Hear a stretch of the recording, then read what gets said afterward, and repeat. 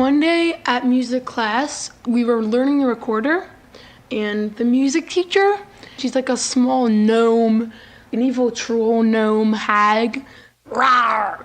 Creepy. Actually, sometimes I'm kind of scared of her, and I have nightmares. She haunts my dreams. And so we were learning the recorder, and my friends and I were all sitting together, and I farted. It wasn't just any fart. It wasn't just a squeak. It was like a nuclear explosion, kind of. It was giant. And so my friend, he is a troublemaker, and the music teacher really hates him. She was like, "You go back to the classroom." And he was like, "What?" And everyone was laughing, and they were like, "Dude," and everyone was all mad at him. He kept telling the teacher, "Oh, it wasn't me." And the teacher was like, "Don't talk back to me." He ended up going to the principal. I felt really bad because he was getting in trouble for my explosion. After class, I went back to the music room and I owned up for the fart. It was really embarrassing because I kind of had to confess about farting to a teacher. I was like, "Hi, I was the one that made the fart." She was like, "I'm very disappointed in you." And I want to be like, "Well, we're all humans, we all fart. I say justice for farting." But I didn't, because probably if I said that, I'd be sent home. So that was basically it. I apologized to my friend. He was still kind of mad because, what can I say? I got him sent to the principal. But we're good now, so hopefully no more fart incidents. So when I was younger, all my cousins would come over to my house and hang out with my sister and I. The parents would go to work and the kids would look after each other. #immigrant hustle.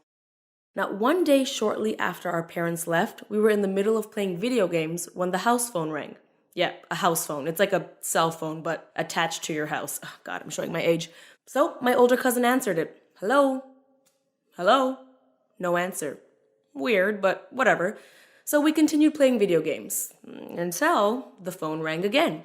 This time another cousin answered. Same thing. No answer. Now, at this point, we could have made up rational conclusions such as, maybe it's the wrong number or bad connection, a telemarketer, whatever. But that's not what kids do. Instead, we concluded that someone was definitely trying to murder us and we should come up with a master plan to stop it. Come to think of it, this might have been around the holidays and we may or may not have been watching Home Alone, but I swear to God, that doesn't have anything to do with it. So it began. We decided we were going to document whenever we would receive calls. I mean, all the details, the date, the time, everything.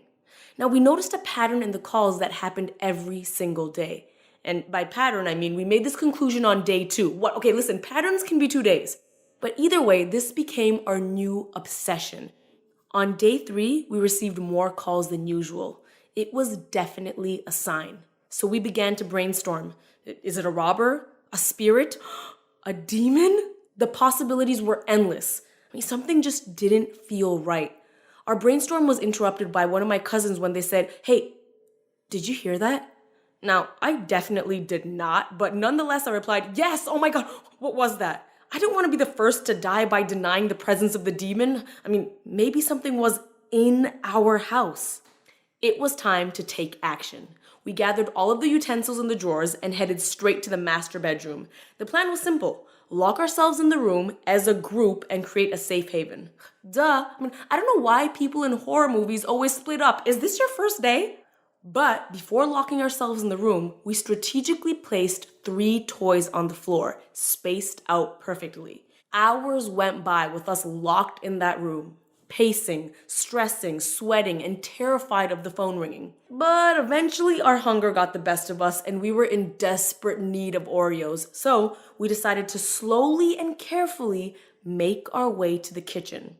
After what seems like a lifetime, we finally made it to the kitchen and let out a huge sigh of relief. We're fine. We're just acting ridiculous. Until one of my cousins says, "One of the pigs fell." We freeze. Together, we slowly look over at where we placed the line of piggies and notice that one had taken a tumble. How? Who could have possibly knocked it over? Or rather, what? We freak out. Now at this point, it's survival mode. It's either us or the demon, and we decide we need to stand our ground. We open every door within the house, each holding the biggest utensil we could find and screaming.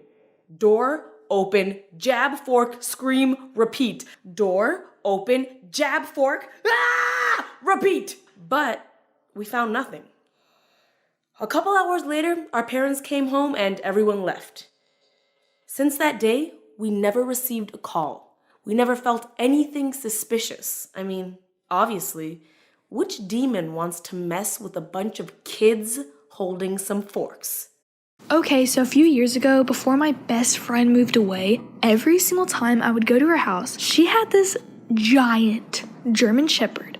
Every time I would go there, the German Shepherd would just be sitting there, waiting to attack me. Which it was probably just trying to be playful, but in my mind, I feared and hated giant dogs. So like her dad would always have to hold the dog back. So one time, me, my best friend whose dog it was, and another one of our friends, in the summertime, we were all having a big sleepover, and the giant German Shepherd was outside and it wasn't locked away in its cage. So I was already panicking a little bit, but we were playing a tetherball and we were running around, having a good time hitting the ball, but the dog was just sitting there. I was like, okay, well, this is good. Then it was my turn, and I swear this dog had something against me and only me. I jumped up and scored a point.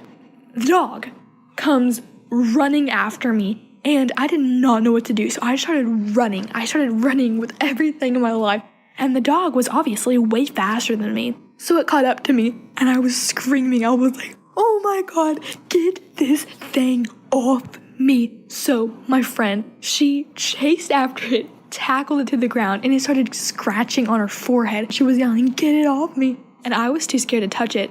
My other friend, she walked over to the porch, sat down on the steps, and started laughing at us. And so the dog started attacking her, and I ran over to it, and I was like trying to get it off of her.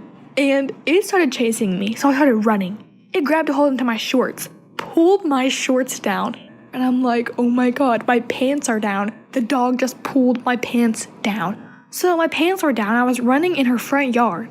My friend was sitting on the porch laughing. My other friend was just standing there because her forehead just got scratched. And they were both yelling at me, run through the doggy door.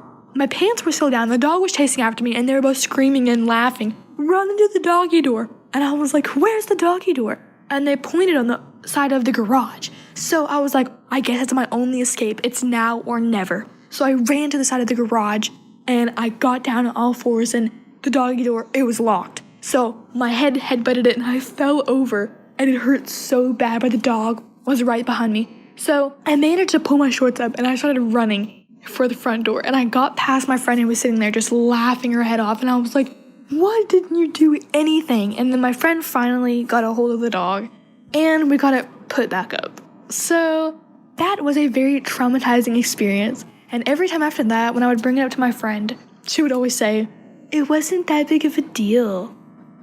But to me, that was absolutely terrifying.